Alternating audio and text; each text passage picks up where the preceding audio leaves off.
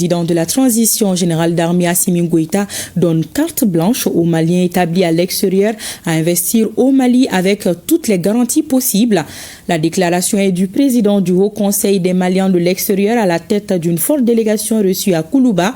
Le chef de l'État a aussi accordé une audience à une délégation de l'Agence pour la sécurité de la navigation aérienne en Afrique et à Madagascar, conduite par son nouveau directeur. Outre les civilités, la délégation a fait part au chef de l'État des actions réalisées par l'ASECNA au Mali. Tamsir Diabaté a suivi les audiences pour ORTM1. Quand les maîtres du ciel et la diaspora se donnent rendez-vous au palais de Koulouba, c'est le sceau de la coopération et de la souveraineté. C'est dans cet esprit que le chef de l'État, président de la transition, le général d'armée Assimi Goïta, a reçu en audience le tout nouveau directeur général de l'ASECNA et à une délégation imposante du Haut Conseil des Maliens établis à l'extérieur. Un double engagement: maîtriser nos airs et valoriser nos fils à l'extérieur. Ainsi, le Mali tisse sa toile d'influence. Nous avons identifié des besoins pour renforcer le dispositif aéroportuaire au niveau du Mali. Des projets sont en cours de développement, d'autres projets ont démarré.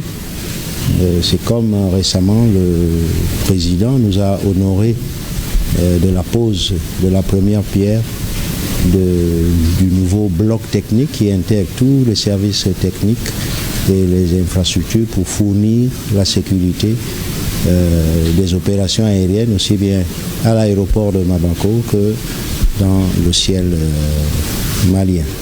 En ce qui concerne les questions stratégiques de développement et du rayonnement du Mali à l'international, elle a justement permis d'aborder les enjeux majeurs de la navigation aérienne en Afrique de l'Ouest et la nouvelle direction de l'ASECNA, par la voix de son directeur général, a saisi l'occasion pour réaffirmer son engagement à renforcer la coopération aérienne.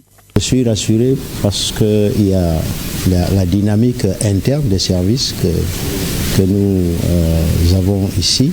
Le comité de gestion nous a permis de le constater et bien entendu le soutien affirmé du président couronne s'appuie et renforce notre confiance.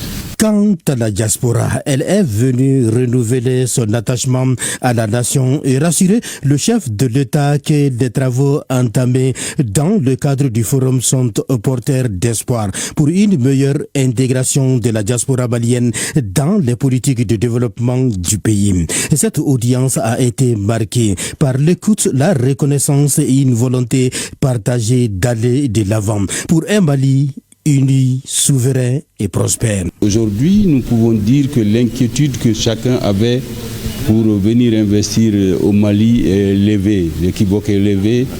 Alors donc la carte blanche nous a été donnée par rapport aux facilités pour en tout cas tous ceux qui veulent faire des projets, on doit le faire, c'est un devoir pour vraiment soutenir notre pays puisque aujourd'hui c'est l'ère du développement économique.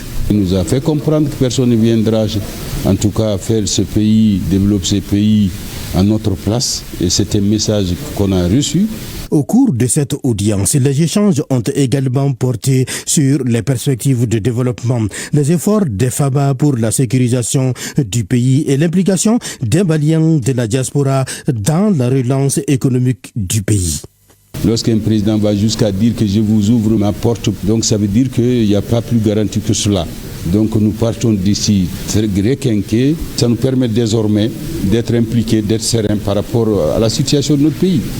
Cette audience qui mêle ambition aéronautique africaine et mobilisation de la diaspora pour un Mali debout, tournée vers l'avenir, illustre parfaitement la volonté des autorités maliennes à bâtir des ponts solides avec la diaspora et de renforcer sa position dans les instances régionales.